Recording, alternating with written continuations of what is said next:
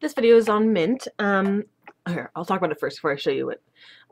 For me, mint is my go-to herb for anything. It's the herb I use to substitute in any recipe that I might take from somebody else, or like older blends and whatnot. If I don't have that, or if it's something that's an ingredient that's really expensive or really hard to find.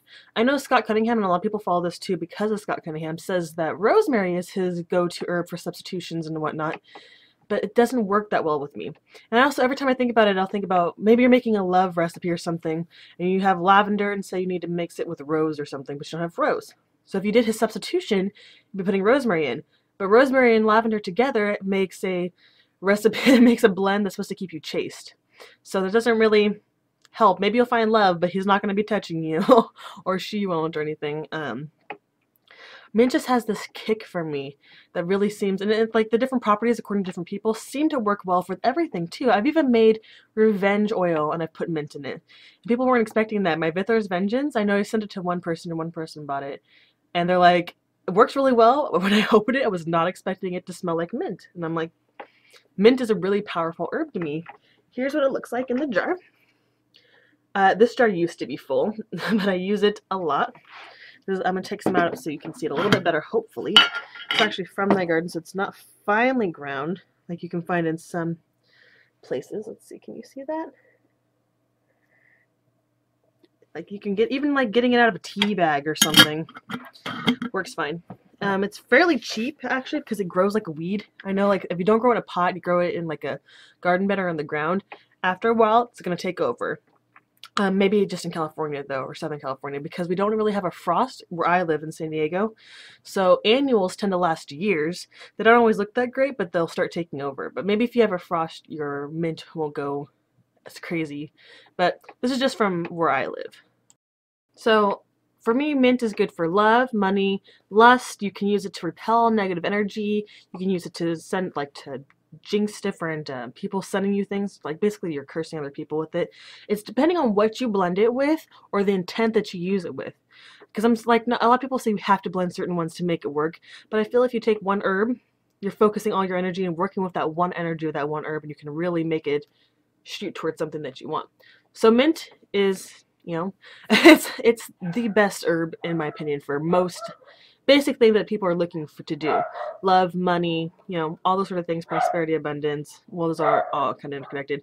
And a lot of people are into cleansing and protection, which is good as well. So there's like 3 basic things that I feel most people go for when they're buying spiritual supplies or they're working with something. It's either going to be love, it's either going to be money, or it's going to be protection. And I kind of put protection and cleansing together because you really should, if you're putting up walls, be cleansing all the other icky stuff out before you trap it in the walls that you're creating. Yeah, so I kind of put them together. They're the same thing to me. And there's also good for different things too, depending on, like, a lot of the times I'll compare herbs, how they're used in hoodoo, according to different texts they have, compared to neo-pagan practices, because most of the books that you can find now are neo-pagan ones. They're not, they're based off old information. Well, they're based off, that's wrong. Some of them say that they're based off old information. But can't really trust most authors and whatnot because I don't see the documentation always. But anyway, most people would just agree that that's good for those things. Or they get a vibration or something off of it that makes them think, okay, well, this is going to be good for this one. Or this herb is talking to me, blah, blah, blah. And I've worked with, most of the time I work with the plant as it's in the ground still. And get to, like, see how it grows. And I take the idea of how it grows, like mint goes through everything. Just, like, spreads and spreads and spreads and nothing stops it. Except for those little green worms, the hornworms, those stop the top of it, but the roots are still moving. So I see that it's like hard to break down and hard to, I'm having a brain fart today. I didn't get much sleep. So it's hard watching how it grows and how you have to take care of it and how strong it is and everything as a regular plant kind of gives an indication of how it's going to be used magically as well. In my opinion, I like seeing that, and also seeing how it's used medicinally, because mint is also a healing herb, and a lot of people take it internally for tons of different things. That it's basically good for, that you can connect the medicinal properties with the magical properties, so on and so forth. So anyway, short video is done now. I'm trying to get my phone to stop buzzing.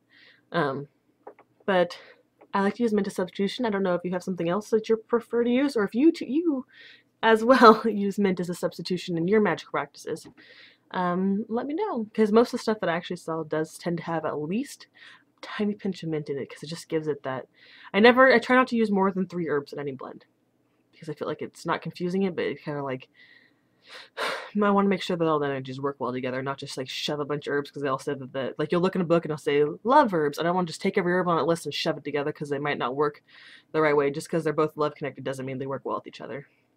Mint tends to work well with everything that I use it with, though. So yeah, thank you for watching.